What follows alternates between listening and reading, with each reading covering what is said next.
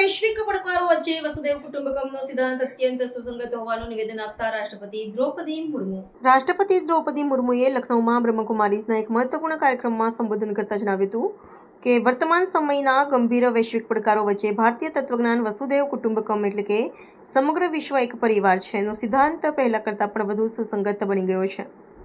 તેમણે ભારપૂર્વક કહ્યું કે જ્યારે દુનિયા અનિશ્ચિતતા અને સામાજિક વિઘટનનો સામનો કરી રહી છે ત્યારે ભારતનો આ પ્રાચીન સંદેશ માનવતાનો સાચો માર્ગ બતાવી શકે છે.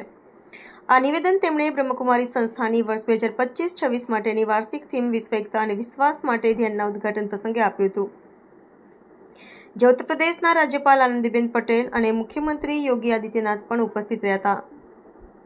રાષ્ટ્રપતિએ ચિંતા વ્યક્ત કરી હતી કે ભલે માનવજાત વિજ્ઞાન, ટેકનોલોજી અને આર્ટિફિશિયલ ઇન્ટેલિજન્સ ક્ષેત્રે ઝડપી પ્રગતિ કરી રહી છે, પરંતુ સામે પક્ષે સામાજિક અને ભાવનાત્મક સુખાકારીમાં ઘટાડો જોવા મળી રહ્યો છે, જેને કેવળ આધ્યાત્મિક જાગૃતિ દ્વારા જ સંતુલિત કરી શકાય છે. રાષ્ટ્રપતિએ વધુમાં ઉમેર્યું હતું કે શાંત અને સ્થિર મન જ સમાજમાં શાંતિના બીજ રોપી શકે છે અને ત્યાંથી જ વિશ્વ શાંતિનો પાયો નાખવામાં આવે છે. તેમણે ભારતીય સંસ્કૃતિના મૂલ્યોને ટાંકીને કહ્યું કે આધ્યાત્મિક ચેતના કરુણા, સમાનતા અને વૈશ્વિક એકતાને પ્રોત્સાહન આપે છે. આ કાર્યક્રમ દ્વારા લખનૌની ધરતી પરથી વિશ્વભરમાં શાંતિ, સદભાવના અને પરસ્પર વિશ્વાસનો સંદેશ ગુંજતો કરવામાં આવ્યો છે, જે ભારતની सांस्कृतिक नेतृत्वની ભૂમિકાને રેખાંકિત કરે છે. भारत की प्राचीन सभ्यता और संस्कृति ने सदैव विश्व को वसुधैव कुटुंबकम का संदेश दिया है, अर्थात संपूर्ण विश्व हमारा परिवार है.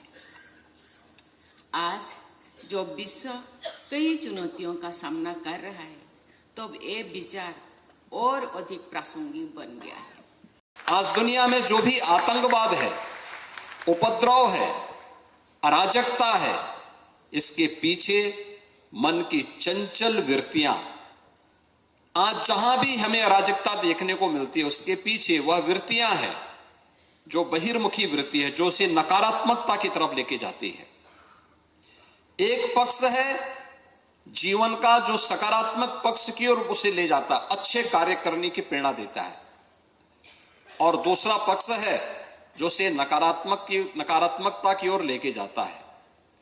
जैसे भारत की परंपरा ने सदैव से कहीं पे राक्षसी वृत्ति के रूप में, आज आतंकवाद के रूप में उसे माना है और उसके खिलाफ उस लड़ाई को भौतिक रूप से भी और आध्यात्मिक रूप से भी लड़ने का कार्य कर रहा है.